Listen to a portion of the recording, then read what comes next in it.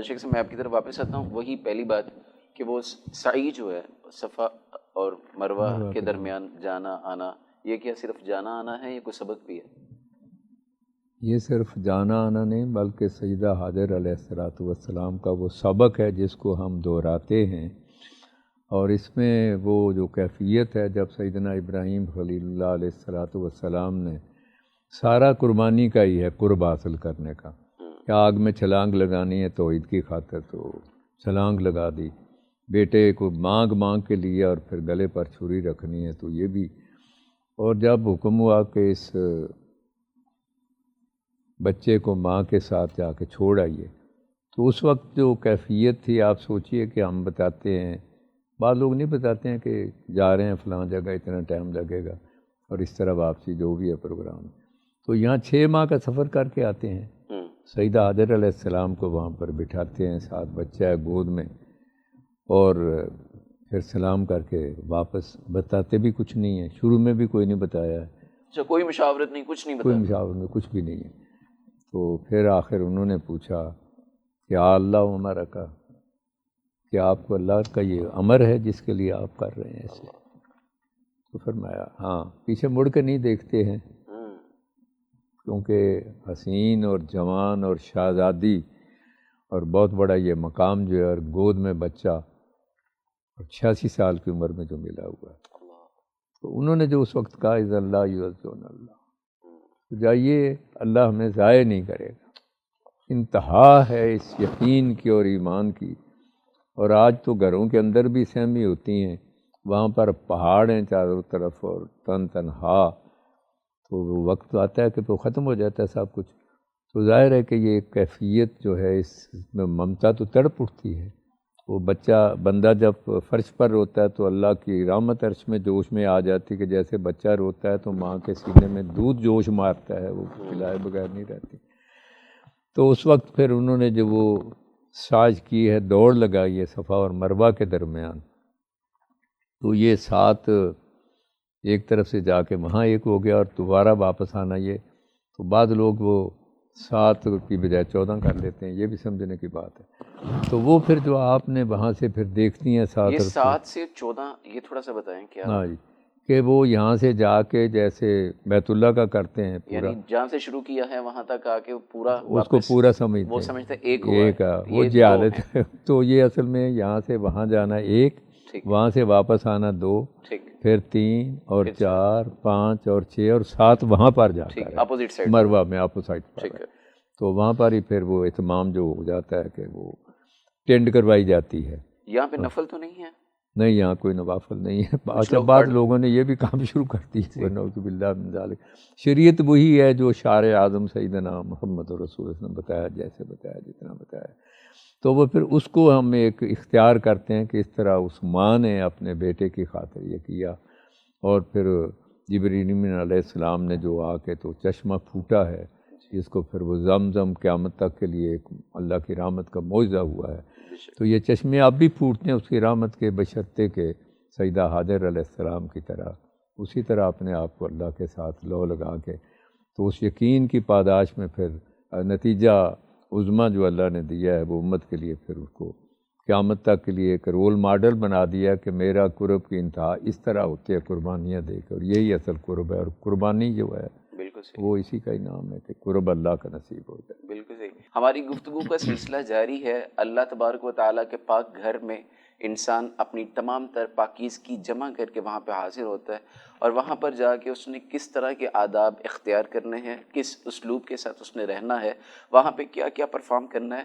یہ گفتگو ہماری جاری تھی، اور اسی کو آگے بڑھاتے ہوئے میں ڈاکٹر صاحب کی خدمت میں یہ سوال رکھنے جا رہا ہوں کہ ہماری بات چل رہی تھی، میں نے شیخ صاحب سے ایک سوال یہ بھی پوچھا تھا کہ کیا طواف کے بعد جب ہم سعی کرتے ہیں تو سعی کے بعد 2 رکعت نفل ادا کرنے لوگ وہیں کھڑے ہو جاتے ہیں مروہ کے مقام پر یا دائیں بائیں پلرز کے آس پاس. یہ 2 رکعت نفل ہیں کہاں پہ، کہاں ادا کرنے چاہیے؟ اور جہاں پہ قرآن میں بھی تذکرہ ہے کہ وَاتَّخَذُوا مِن مَّقَامِ إِبْرَاهِيمَ مُصَلًّى، تو کیا یہ صرف وہ پتھر اسی سیدھ میں اسی جگہ پہ ہی نفل ادا ہو سکیں گے یا کہیں اور بھی ہو سکتے ہیں؟ اس حوالے سے کیا رہنمائی ہے؟ یہ جو طواف کے 2 نفل ہیں یہ بیت اللہ کا یہ طواف کے ہیں جی سعی کے طواف کے ہیں، صحیح کے نہیں ہے، اور 7 چکر جو بیت اللہ کے لگانے ہیں ان کے بعد یہ نفل پڑھنے ہیں۔ ٹھیک ہے۔ اچھا، مقام ابراہیم پر نماز پڑھنے کا مطلب یہ ہرگز نہیں ہے کہ مقام ابراہیم کے ساتھ، یا بعض لوگ یہ سمجھتے ہیں کہ مقام ابراہیم کو جہاں مقام ابراہیم ہے جی وہیں اس کو اپنے سامنے کر کے یہ نفل پڑھنے ہیں۔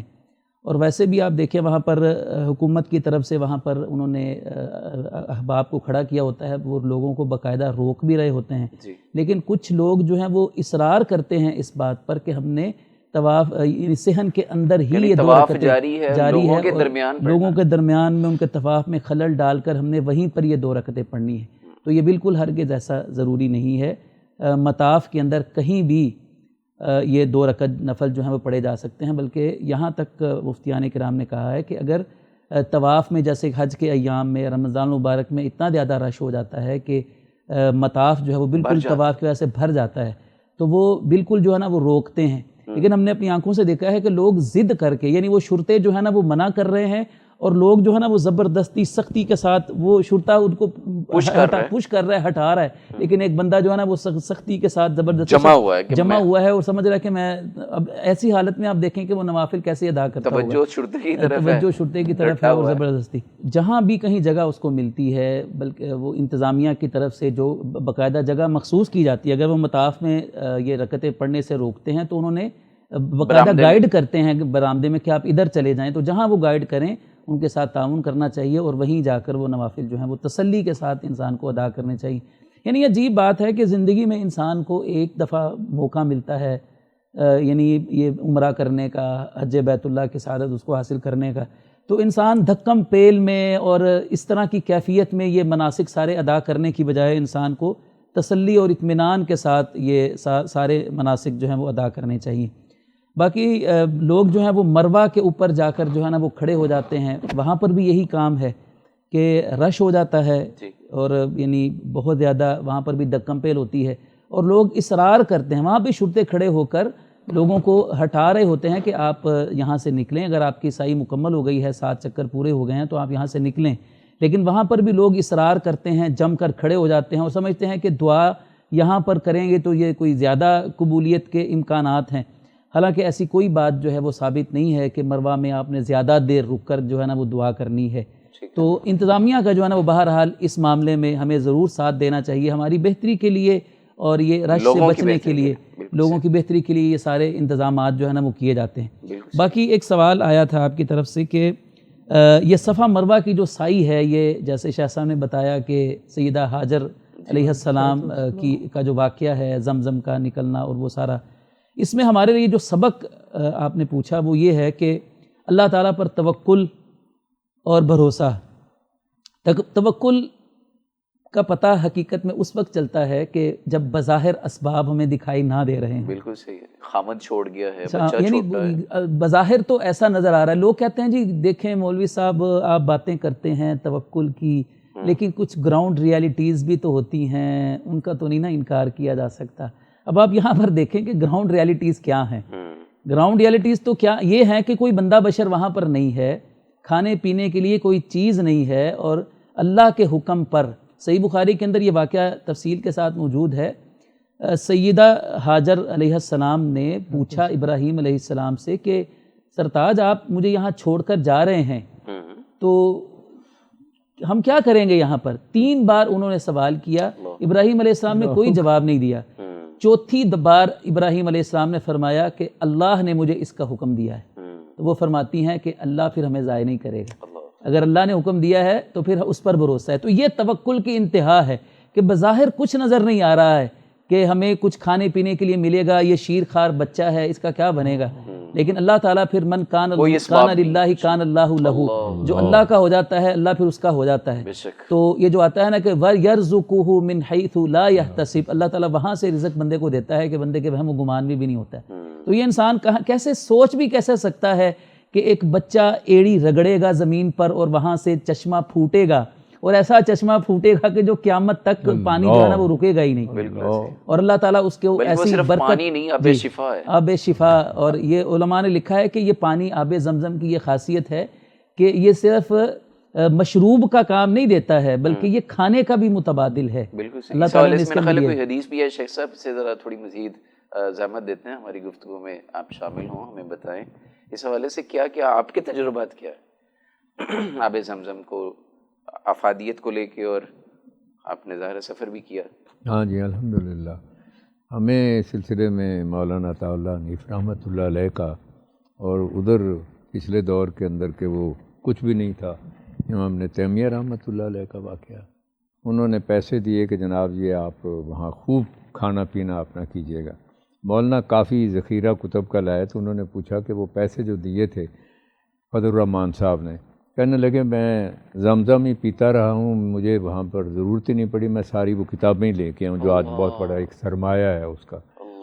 تو یہ بیماری کے لیے بھی شفا جیسے فرمایا ہے کہ ہم پڑھتے بھی ہیں کہ جب اس کو استعمال کرتے ہیں تو اس میں یہی ہے کہ اللہ تعالیٰ کی رحمت سے. تو یہ اللہ کی طرف سے ایک بہت بڑا امت کے لیے تحفہ ہے, اور یہ غذا کا کام بھی دیتا ہے, شفا کا کام بھی دیتا ہے. اللہم انی اسألک علم نافع و رزق واسع و شفاء من کل داء, 3 چیزوں کا یہ وعدہ ہے. اور جہاں بھی جو پڑھے گا اس کو یہ وعدہ اللہ کا سچا ہے. میں تو اللہ بالکل ٹھیک ہے. تو اس کے لیے تو ہم نے خود ابھی 3 ساڑھے 3 مہینے پہلے ہی مجھے اچانک ہی تکلیف ہوئی, تو ٹیسٹ ہوئے تو اس کے اندر بہت کچھ نکلا ہے. تو متاب سلیمانی عبد الوحید سلیمانی یہاں چوبرجی خان بابا ہوٹل کے ساتھ لاہور میں, تو ہم نے وہی دوائیاں ان سے لے کے استعمال کی ہیں, اور 1.5 مہینے کے بعد وہ سارا کچھ, اور زمزم کا ساتھ استعمال تھا. ٹھیک. تو اتنا وہ کلیئر ہوا کہ جو ہمارا ٹاپ کا اسپیشلسٹ تھا اس نے کہا جی یہ تو سارا کچھ کلیئر ہو گیا. میں نے کہا جی بس یہ اس کی طرف سے ہے, اور دوائی خالص دیسی, اور وہ بھی ڈاکٹر حکیم ماشاءاللہ جو اسپیشلسٹ ہیں.